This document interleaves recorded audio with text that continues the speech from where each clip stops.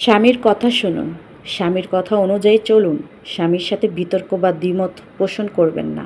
স্বামীর যত্ন নিন, তার পরিবারের যত্ন নিন। স্বামীর পরিবারের যত্ন করলে যদি স্বামীর মন পাওয়া যায় তবে তাই করুন, এতে অভিযোগ করবেন না। স্বামী কোনো দোষ করলে ক্ষমা করে দিন, নিজের চাহিদা সীমিত রাখুন, তার নিকট কিছু চাইবেন না। স্বামী যতই অন্যায় করুক তবুও তাকে কিছু বলবেন না।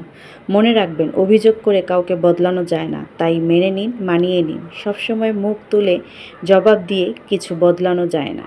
তার মন পাওয়ার চেষ্টা করুন। ধীরে ধীরে সম্পূর্ণ মন দখল করে নিয়ে তার বাড়ি, ঘর, জায়গা, জমি সব নিজের নামে করে নিন।